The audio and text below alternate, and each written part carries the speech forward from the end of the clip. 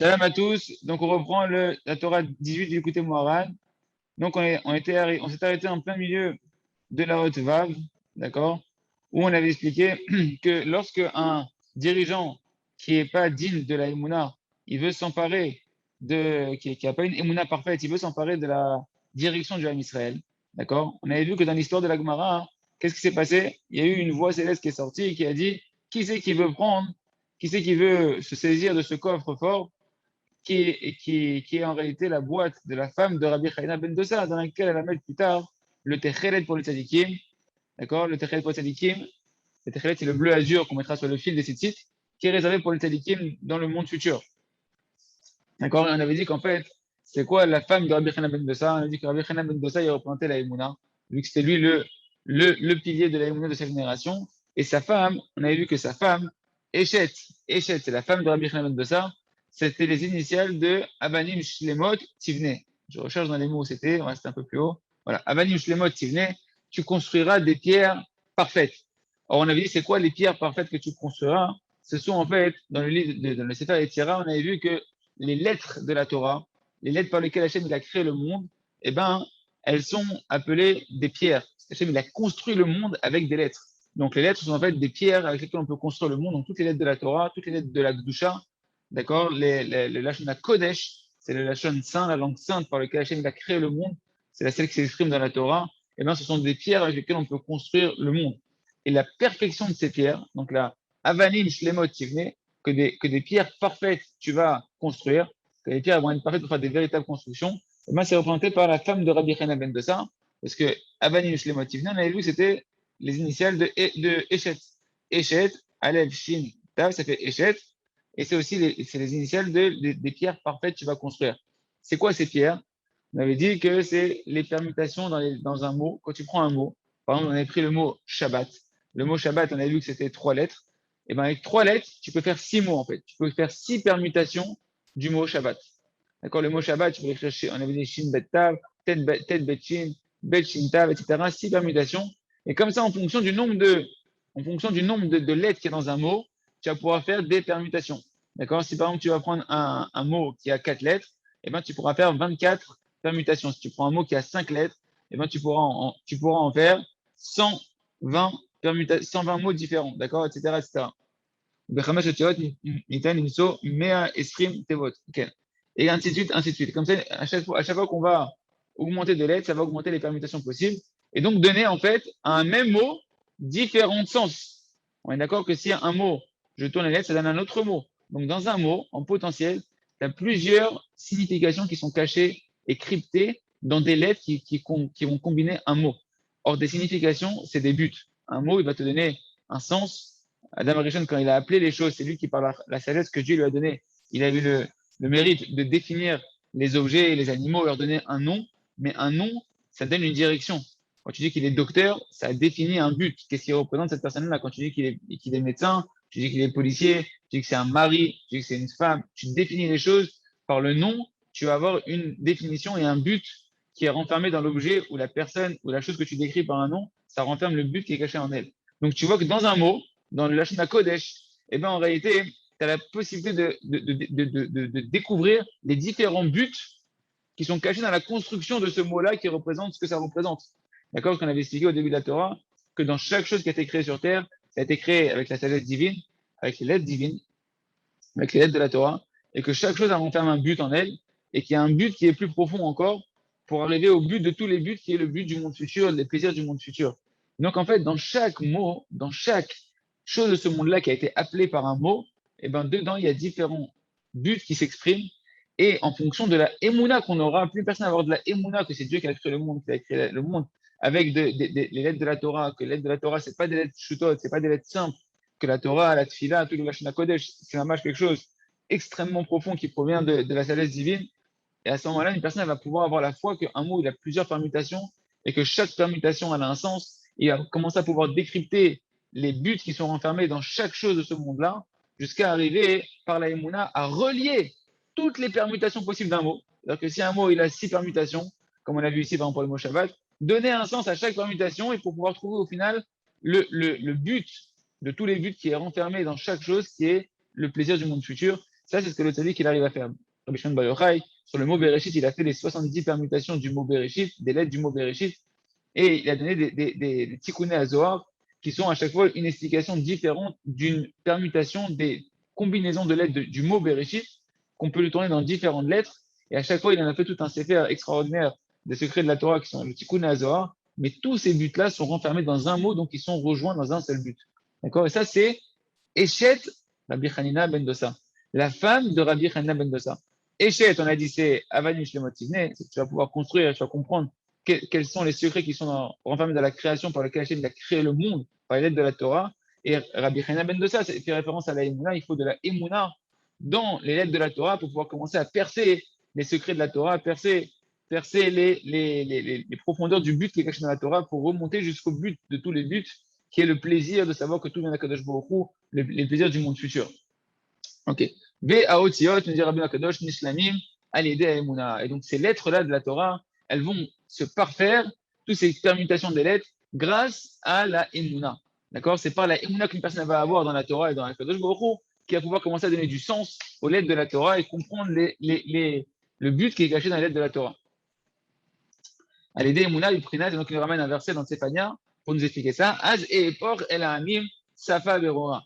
Et à ce moment-là, il nous dit le prophète que Akadosh Baruch Hu, à la fin des temps, il va transformer, il va retourner tous les peuples en une seule langue. Tout le monde parlera la même langue, c'est-à-dire qu'on sera tous au même diapason, on aura tous le même message, on aura tous la même recherche, on parlera tous de la même chose, c'est-à-dire on parlera tous de chercher Hachem, de remercier Hachem, de louer Hachem, de comprendre les secrets de la création, combien en réalité tout vient d'Akadosh Baruch Hu, tout vient de l'amour d'Hachem. Ça, c'est ce qui se passera à la fin des temps, que même les nations, elles vont parler de la même chose que nous et on parlera tous de la même chose. Et nous, à l'aider, Emouna, Shoprinat, Likro, Kulam, Beshem Hachem. Parce que là, le verset n'est pas en entier. La suite du verset, c'est que tout le monde appellera au nom d'Hachem. Donc, toutes les nations entières, elles auront une seule langue qui sera une langue qui sera claire à l'unisson, et tout le monde appellera le nom d'Hachem. D'accord. Donc, le fait d'appeler le nom d'Hachem, elle est désirée par sa par le fait qu'on va tous appeler le nom d'Hachem. Le nom d'Hachem, ça représente la Emouna. D'accord. On va tous appeler le nom d'Hachem, on va tous être dans la Emouna. Grâce à ça, et force à faire Veroa, je vais retourner et renverser toutes les nations en une langue unique, une langue qui va être claire, que tout le monde va parler de la même chose. Bechinat, Shlimut Adibour, ça veut dire que si la langue elle va devenir claire, c'est que la parole, elle se parfait, et donc les lettres qui sont renfermées dans la parole, les lettres saintes, eh ben, on va pouvoir commencer à leur donner du sens. Donc l'arabe nous explique, l'arabe rouge, lorsque tout le monde aura la Emouna et que tout le monde va appeler Hachem, alors tout le monde aura une seule langue. C'est ça qu'on appelle la perfection des lettres et la perfection de la parole, c'est-à-dire que tout le monde, c'est quoi qu'on parfait notre parole. C'est quoi qu'on a perfectionné les lettres de la Torah, les lettres de la Tfila, etc. C'est qu'en réalité, tout converge vers un seul but. Alors, nous a dit, la perfection de la parole, c'est quoi? C'est la Emouna.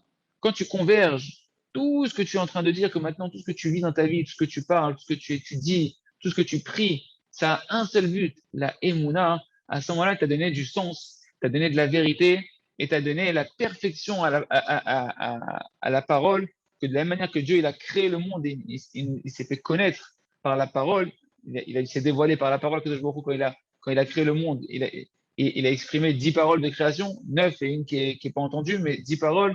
Il a donné la Torah par 10 paroles, par Aseret à 10 brotes. Donc, la connaissance d'Hachem passe par la parole. Pour connaître Kadosh Baruch Hu, pour arriver à percer le but de la création et les plaisirs cachés de la création, eh ben, il faut perfectionner sa parole. Perfectionner sa parole, c'est commencer à pouvoir chercher à parler de Emouna, chercher la Emouna dans tout ce que l'on va entreprendre, que ce soit de la Torah, de la Tfila, dans des Sichot Haverim, même dans son travail, tout doit converger vers la Emouna. Ushlemut haotiot, ze bechinat atachlit shel kol hanibraim. Il dit Rabbeinu, et la perfection des lettres de la Torah, quand on arrive à parfaire les lettres de la Torah, c'est la dimension du but de tous les mondes et de toutes les créatures. Pourquoi? Qui kol haolamot nivreu al yedei otiot. C'est comme on a expliqué, tous les mondes, ils ont été créés par des lettres. Qu'est-ce qu'on dit tous les matins? Baruch she'amar ve'haya haolam. Béni soit le Créateur. Baruch, béni soit celui qui a parlé et qui a créé le monde. Le monde, il a été créé par les lettres qu'Hachem il a exprimées, si on peut dire ainsi, c'est des forces spirituelles. C'est pas des lettres comme moi j'écris comme ça, c'est des forces spirituelles divines qui sont cachées dans les lettres que Dieu a exprimées lorsqu'il a créé le monde. D'accord? Donc le monde, il a été créé par les lettres de la Torah. Comme c'est marqué, quand on dit également, Kibeya Hachem sur Olamim, d'ailleurs on chante ça le Shabbat, car par le nom d'Hachem qui est Yud et He, Dieu, il a créé tous les mondes. C'est-à-dire, ils disent dans l'Almara que par le He, il a créé ce monde-là, et par le Yud, il a créé le Olam Haba, le monde futur. Donc retenez bien, Kibeya Hashem Olamim, Hashem, il a créé tous les mondes par la lettre Yud et par la lettre He. Le He, il a créé ce monde-là, et la lettre Yud, il a créé le monde futur, le Olam Haba. D'accord? Et tout le but de toutes les créations, on dit c'est quoi? De toute la création, toute la Torah, c'est d'arriver au but du monde futur, au plaisir du monde futur. Dommage de voir que tout est pour le bien, de sentir la douceur d'Akadosh Baruch Hu, etc. Ou shlemut haotiot, hu haotiut. Shubechnet olam haba, hanivra beyud. Donc, le monde entier, tous les mondes, toutes les créatures, elles ont été créées par la lettre Yud et He, par les lettres de la Torah. Mais la perfection de toutes les lettres, qu'est-ce qui va perfectionner toutes les lettres? Qu'est-ce qui va permettre d'écrire toutes les lettres et de perfectionner toutes les lettres? C'est la lettre Yud. D'accord? Et le Yud, c'est la lettre avec laquelle Dieu il a créé le monde futur. Pourquoi? Parce que qui a Yud, inekuda acharona mashlim etmunat kol hot. Il veut dire Rabbeinu Kadosh parce que le Yud, c'est le point final par lequel tu vas compléter le dessin de chaque lettre. Un Yud, c'est la plus petite lettre, elle ressemble à un point. Quand tu écris un Yud, ça ressemble vraiment à un point. Pour écrire des choses, il faut accumuler des points. Quand tu vas faire une lettre, tu vas faire une succession de points. Et surtout, chaque lettre, si tu remarques bien, elle commence par un Yud. Toujours au début de la lettre, on définit d'abord un petit Yud en haut de la lettre et après on va dessiner la lettre. N'importe quelle lettre, elle commence par un Yud, elle se termine par un Yud. Il y a toujours un Yud qui va être le début de la lettre, la fin de la lettre. Et donc, c'est elle qui est la perfection, le Yud, qui représente le Olam Haba, qui représente le monde futur, les plaisirs du monde futur pour lesquels Dieu a créé le monde. Eh bien, c'est ça qui perfectionne toutes les lettres. C'est quoi les lettres? On a dit les lettres. C'est ce qui a créé toute chose. Donc, la perfection de toute chose, le but de toute chose, le but de toutes les lettres qui animent tout ce monde-là, eh ben, c'est le Yud, c'est le plaisir du monde futur. Si c'est pas clair, posez des questions. C'est un peu abstrait. J'espère que c'est clair. Si c'est pas clair, vous pouvez poser des questions. D'accord? Parce que si jamais il manque le point final qui va venir perfectionner la forme de la lettre, c'est sûr que la lettre, elle ne sera pas parfaite. Et elle n'a pas une forme correcte. D'accord? Par exemple, si jamais maintenant, donc là, on dit ça, on a expliqué. Maintenant, si tu prends la lettre Dalet, tu prends la lettre Dalet, ici il y a un Dalet ici, tu prends la lettre Dalet, si tu ne mets pas le petit Yud à la fin, le petit point au final, à la fin du Dalet, eh ben, la lettre Dalet, elle est imparfaite et ça va devenir un Resh. Ça va devenir un Resh, ce ne sera plus un Dalet, etc. Si tu prends un Bet et que tu ne mets pas le petit point en bas, là, ici, là, du Bet, ça va devenir un Kaf. Et le petit point, c'est un Yud. Mais Kitsour, en réalité, le Yud, c'est lui qui va terminer les lettres, perfectionner les lettres, donner l'apparence exacte à la lettre et donc la fonction exacte à la lettre et donc le but de chaque lettre qu'elle renferme en elle. Or, le Yud, c'est la lettre par laquelle le monde futur a été créé. Tous les mondes ont été créés par les lettres de la Torah et la perfection de tout ce qui a été créé, de toutes les lettres de la Torah et de tous les mondes, et le but de toutes les choses, c'est le Yud, ça qui parfait tout, c'est le plaisir du monde futur, c'est la Yedia, la connaissance que tout vient d'Hachem, que tout est pour le bien, que Dieu n'est que miséricorde, et l'extase qu'il y a de connaître Hachem, de s'attacher à Kadosh Baruch Hu. Veotiot en bemalchut ou manigut anal beprinat malchut pe. Or les lettres, elles sont attachées à la royauté et à la direction, hein, aux dirigeants.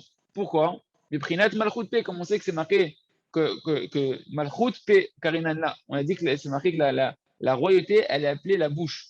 On l'appelle la bouche. Pourquoi on appelle la royauté la bouche? Parce que quelqu'un qui veut diriger, quelqu'un qui veut dominer, quelqu'un, même dans ta maison, quand tu vas te donner une direction, c'est par ta parole. Quand tu vas parler à tes employés, c'est par ta parole. Quand un roi il va donner des ordres, c'est par sa parole. C'est par la parole qu'on dirige. Quelqu'un qui n'a pas de parole, il peut pas, il est difficilement compréhensible et il pourra difficilement diriger les choses. Donc la royauté se définit par le pouvoir de la parole, le pouvoir, comme on dit, le pouvoir exécutif, le pouvoir de la parole. D'accord? Donc les lettres, donc les lettres par lesquelles on va pouvoir parler, elles sont dans la dimension de la royauté et de pouvoir diriger. Qui kara anaga les dadibour, parce que l'essentiel du fait de pouvoir diriger les créatures ou toutes choses, c'est par la parole. D'ailleurs, Dieu, il a créé le monde par la parole, il ordonne les choses par la parole. Il y a pas, comme on dit, on ne peut pas lever le petit doigt en bas s'il n'y a pas une voix céleste en haut qui est sortie, qui a décrété qu'on puisse le faire la chose. Donc il y a un décret divin qui sort, il y a une parole divine qui sort, qui décrète les choses. Et pareil, nous, à notre niveau, à nous, humains, c'est par la parole qu'on décrète et qu'on dirige. Donc la royauté est liée à la parole. La parole, elle renferme les lettres. Les lettres dont on cherche à avoir la perfection de ces lettres-là, la perfection de la direction, la perfection de diriger les choses à la perfection dans la royauté. Et ça va être par la Emouna. C'est la Emouna qui va nous amener à pouvoir diriger les choses et utiliser la parole parfaitement, être un bon dirigeant. Qui Kara Anaga et Dadibour, parce que l'essentiel de la direction des choses se fait par la parole. Qui Iavchar la Négoul Savot et la Dadibour, parce que tu ne peux ordonner et diriger les créatures et les choses que par la parole. Nimsa l'idée Ashlimut Otiot, Emouna Sheba Malchut, Alideze, Atlikim, Yodim, Tatachlit, Shalom Abba. C'est pourquoi, par le fait d'accéder à la perfection des lettres, comme on a dit, Eshet, Rabbi Chana ben Dossa, Eshet, c'est les lettres parfaites que tu dois construire. Avec Rabbi Chana ben Dossa, c'est lui qui représente la Emouna. Donc, la perfection plus tu vas travailler ta Emouna, plus tu vas accéder à la perfection des lettres, plus tu vas pouvoir être dans la dimension des tzadikim, d'accord, qui eux, ils ont dans leur royauté, ils ont affermi la Emouna qui doit habiter la royauté et le fait de diriger. Et grâce à ça, elle est désirée à tzadikim, le dit, mais t'as là-bas. Grâce à ça, les tzadikim, ils peuvent accéder au but, ils peuvent connaître le but du monde futur. Pourquoi? Parce qu'on a dit que chaque lettre, elle, pour être parfaite, il lui faut un yud. Et le yud, c'est la dimension du monde futur.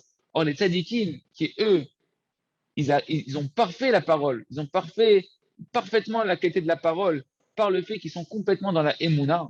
Et bien, à ce moment-là, cette dimension de la Emouna, elle est dans la même dimension que la lettre yud qui parfait toutes les lettres. Et donc, ils ont accès à cette perfection et au but de toute chose qui est la connaissance du monde futur, les plaisirs du monde futur qui sont représentés par la lettre Yud et qui sont représentés par la Emouna qu'une personne va avoir. Et donc le tzaddik, qui lui, il a la Emouna totale, il a accès à cette dimension qui va se dévoiler dans le monde futur de la connaissance d'Hachem.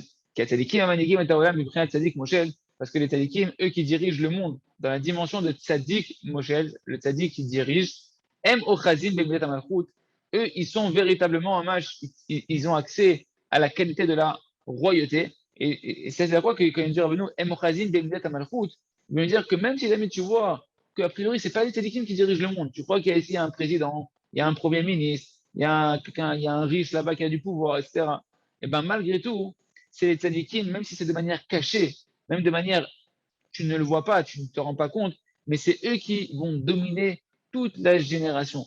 Et donc la notion de la royauté, elle reste toujours enfermée, même si c'est de manière dévoilée ou de manière cachée, chez les tzadikim qui sont derrière, cachés derrière les dirigeants extérieurs, superficiels de ce monde-là. Il y a un dirigeant caché qui est le Manigador, le dirigeant de la génération, celui qui a la Emouna Shlema, qui a une foi totale et qui, lui, a accès au but de la création qui sont les plaisirs du monde futur. Et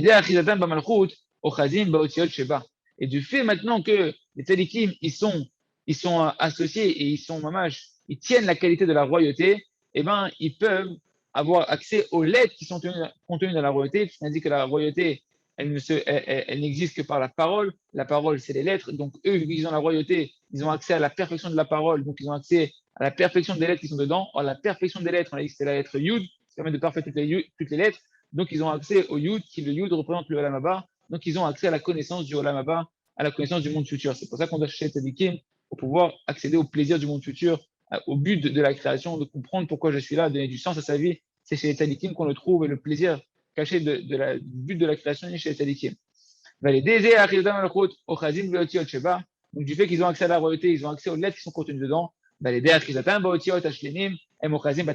par le fait qu'ils ont accès à la perfection des lettres saintes, eh ben, ils vont avoir accès au but qui est renfermé dans la création, parce que Dieu a créé le monde par les lettres. Donc dans chaque chose, quand il a créé beaucoup les choses par des lettres, il y avait un but. Donc les lettres, elles contiennent un but qui sont à l'intérieur d'elles.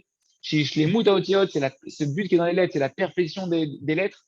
Chez Bechinat Yud, cette dimension, c'est la dimension du Yud qui, elle, permet de parfaire chaque lettre, de donner la fin de la forme de chaque lettre. Bechinat Olam Haba, on a dit que le monde futur a été créé par la lettre Yud, donc c'est-à-dire que les tzadikim, ils ont accès au monde futur, ils ont accès dans ce monde-là à la connaissance du monde futur, c'est-à-dire à la connaissance que tout est pour le bien et tous les secrets de la création. Et c'est ça la dimension du Techelet. Vous vous rappelez qu'est-ce qu'elle a dit? La voix céleste, c'est qui veut prendre maintenant cette boîte de pierres précieuses qui appartient en fait à la femme de Rabbi Chana ben Dossa, dans laquelle elle va mettre plus tard le Techelet, le bleu azur pour les tzadikim, quand Mashiach va venir, va nous dire Rabbi Nakadosh, en réalité, ce Techelet là, c'est qu'est-ce qui est caché dans la Gemara quand il y a cette histoire de Techelet? Le mot Techelet, chez Bechinat Tachlit, comme on avait légèrement abordé le sujet hier, et ben Techelet, c'est les mêmes lettres que Tachlit. Tachlit, c'est le but. En fait, l'allusion qui est cachée dans la Gemara, c'est qu'en fait, dans cette boîte-là, et ben, le dirigeant du Ham Israël, parce que la boîte représente la capacité de diriger le Ham Israël, et ben, c'est les dirigeants qui contiennent à l'intérieur d'eux le but de la création. Chez Nidgalé Betor Akartalita, que le but de la création, le but des plaisirs du monde futur, où est-ce qu'il se dévoile? Dans cette boîte. Rappelez-vous la boîte, comment on l'appelle? Cette boîte de pierres précieuses de la femme d'Arbi Khamen de ça, comment on l'appelle? Une argaz. Argaz, c'est mis la chaîne roguez, c'est la chaîne colère. Dans la colère se cachent les plaisirs du monde futur. C'est-à-dire quoi? Si jamais tu sais calmer ta colère, si jamais tu sais ne pas te mettre en colère avec ta femme, tes enfants, avec tes amis, avec ta vie, avec Hachem, frère de Shalom, et bien à ce moment-là, tu vas avoir accès aux tzadikim qui vont se dévoiler à toi. Tu vas t'enraciner dans l'âme des tzadikim et du tzadik de la génération qui lui, il a accès au but du monde futur. Et tu vas dévoiler pour l'humanité entière le tzaddik qui lui a accès au but du monde entier, au plaisir infini du monde futur. Et c'est ça que représente le Techelet qui devait être dans la boîte. Le Techelet, c'est le but auquel on a accès le tzaddikim, mais auquel toi tu vas avoir accès si tu n'es pas en colère, si tu arrives à surmonter ta colère. Betor Hamanigoud va Malchut, donc c'est ce but qui est caché dans la royauté, dans la direction du tzaddik et du dirigeant de la génération. D'accord? Ok, on va s'arrêter là pour aujourd'hui, Batachem, mes amis. On reprendra demain. Mechila de ne pas terminer la lettre Zain. C'était un petit peu court, mais Batachem, on reprendra demain. Merci Hachem. Chazak,